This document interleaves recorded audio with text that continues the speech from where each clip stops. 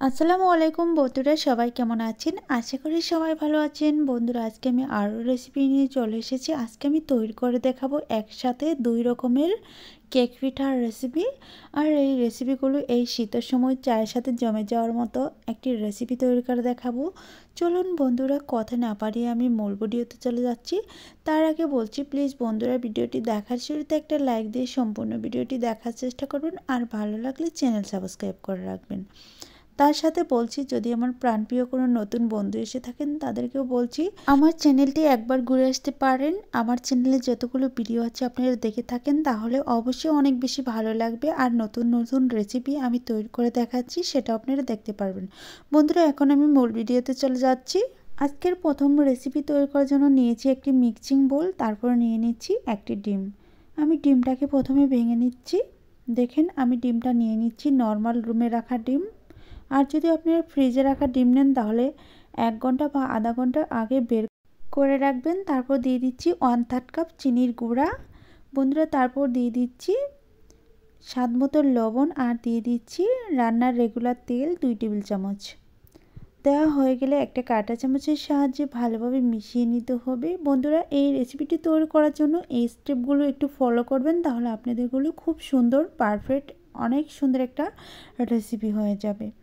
বন্ধুরা দেখেন, আমি এভাবে করে কাঁটা চামচ দিয়ে বিট করে নিচ্ছি। আপনারা চাইলে হ্যান্ড উইক্সের সাহায্যেও সুন্দরভাবে বিট করে নিতে পারেন। দেখতেই পাচ্ছেন, আমি 3 থেকে 4 মিনিটের মতো বিট করে নিয়েছি।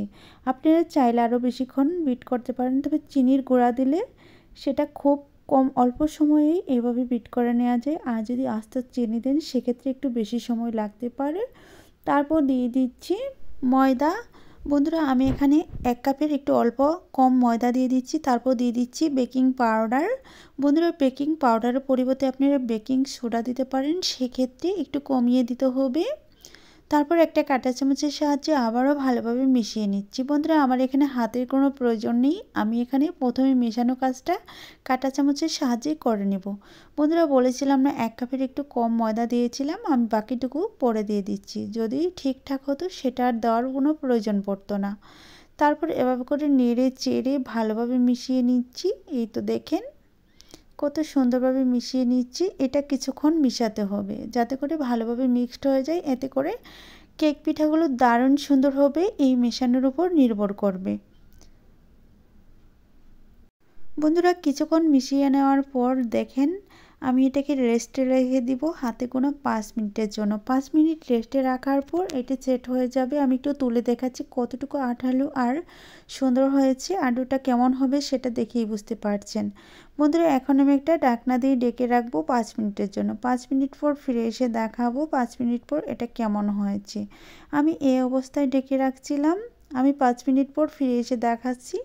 বন্ধুরা, এখন আমি একটু কাঁটা চামচটা সরিয়ে দেখাবো। দেখতেই পারবেন এটা কেমন হয়ে থাকবে, আর কতটা শক্ত আর একটু টাইটও হয়ে গিয়েছে। অনেকটা নরম ছিল আর লুজ ছিল, এখন কিন্তু অনেক সুন্দর হয়েছে। এখন আমি হাতের মধ্যে তেল লাগিয়ে নিব। তারপর একটা মেজারমেন্ট চামচ দিয়ে মেপে মেপে বানিয়ে নিতে পারেন আপনারা। আবার চাইলে হাতের সাহায্যেও এটা বানিয়ে নিতে পারেন, তবে আমি একটা এক্সট্রা প্লেটে তুলে নিচ্ছি বানানোর সুবিধার্থে। এই যে দেখেন, আমি অল্প অল্প করে নিয়ে নিচ্ছি। আপনারা চাইলে এই নাস্তা বা কেক পিঠাগুলো সমান রাখার জন্য একটা মেজারমেন্ট চামচ দিয়ে মেপে মেপে তারপর এভাবে করে এই পিঠাগুলো বানিয়ে নিতে পারেন। আমি প্রথমে একটু ডো নিয়ে এভাবে করে গোল করে নিচ্ছি। তারপর গোল করা হয়ে গেলে তারপর দুটি কোণা একটু চ্যাপ্টা চ্যাপ্টা বা চোকা চোকা করে দিব।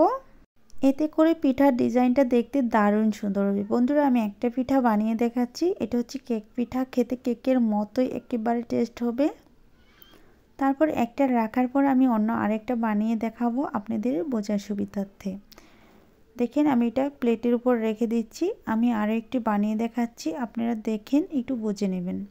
আপনারা চাইলে গোল করে রাখতে পারেন, যে কোনো শেপে আপনারা এগুলো বানিয়ে নিতে পারেন, অথবা চ্যাপ্টা করেও দিতে পারেন, সেক্ষেত্রেও কিন্তু দেখতে দারুণ সুন্দর হবে।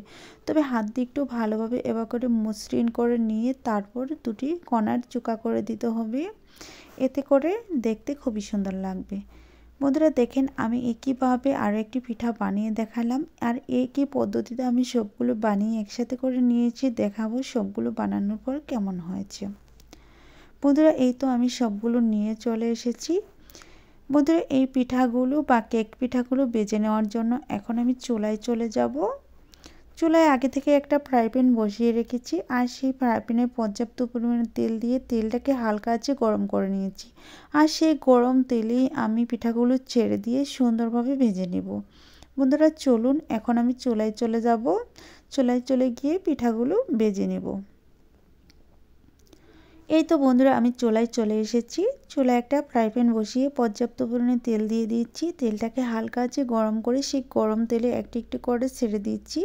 দেখতে পাচ্ছেন কতটা গরম তেল, একেবারে অতিরিক্ত গরম না, আবার একেবারে ঠান্ডা তেলও দিচ্ছি না, হালকা একটু বুদবুদি উঠবে। দেওয়ার সময় বুঝে নিতে হবে তেলটাকে ঠিকঠাকভাবে গরম করা হয়ে গিয়েছে। তারপর এভাবে করে কিছুক্ষণ উল্টিয়ে পাল্টিয়ে সুন্দরভাবে ভেজে নিতে হবে। আর দেখেন এই পিঠাগুলো দেওয়ার পরই কতটুকু ফুলে গিয়েছে, আর আপনারা না দেখলে বিশ্বাস করতে পারবেন না। তো দেখেন এভাবে করে নেড়ে চেড়ে আমি পিঠাগুলো ভেজে তুলে নেব। ততক্ষণে আমার প্রাণপ্রিয় বন্ধুদের কাছে আবারও বলছি, বন্ধুরা আজকের ভিডিওটি কেমন হয়েছে অবশ্যই কমেন্টের মাধ্যমে জানিয়ে যাবেন। আর ভালো লাগলে চ্যানেল সাবস্ক্রাইব করে রাখবেন। তার সাথে বলছি আমার চ্যানেলটি একটু ঘুরে আসতে পারেন, এতে করে আপনাদের অনেক বেশি ভালো লাগবে। আমার চ্যানেলে এমন আরও অনেক রেসিপি আছে যেগুলো আপনাদের অনেক বেশি পছন্দ হবে। বন্ধুরা দেখেন একেবারে ফুলে দ্বিগুণ হয়ে গিয়েছে। এখন আমি আরেকটু নেড়েচেড়ে ভেজে তারপর একটা ছিদ্রযুক্ত চামচ দিয়ে একটা প্লেটের উপর তুলে নেব। বন্ধুরা দেখেন আমার রেসিপি কেমন হয়েছে, অনেকটা সুন্দর হয়েছে।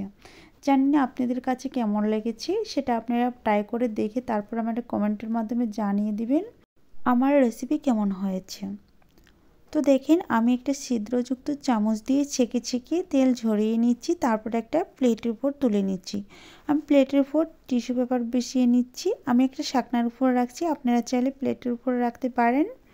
তবে এটা যতক্ষণ টিস্যু পেপারের উপর রাখবেন ততক্ষণে তেলটাকে শোষণ করে নেবে আর একেবারে মুচমুচে হবে, আর ভিতরটা অনেকটা থাকবে কেকের মতো খেতে।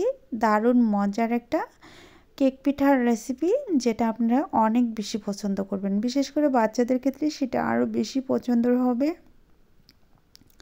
বন্ধুরা দেখেন আমি সবগুলো একসাথে করে নিয়ে চলে এসেছি। এখন আমি একটু ভেঙে দেখাবো। ভেঙে দেখানোর উপর ভিতরটা দেখতেই পারবেন কত নরম, কত ফুলকো আর কত দানাদার হয়েছে, সেটা আপনারা না দেখলে বুঝতে পারবেন না।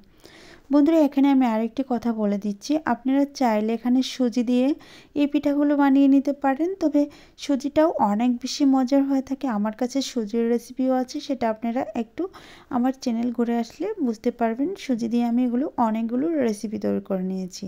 দেখেন ভিতর কত সুন্দর হয়েছে, একটু তেল শুষে নেইনি, একেবারে ফুলকো ফুলকো নরম নরম। চায়ের সাথে খেতে দারুণ মজার। বাচ্চাদের টিফিনে রাখতে পারেন, অথবা সকালের নাস্তা হিসেবে বাচ্চাদের দিতে পারেন, বিকেলে নাস্তা হিসাবেও বাচ্চাদের হাতে ধরিয়ে দিতে পারেন। তারা খেয়ে অনেক বেশি পছন্দ করবে, আবার বারবার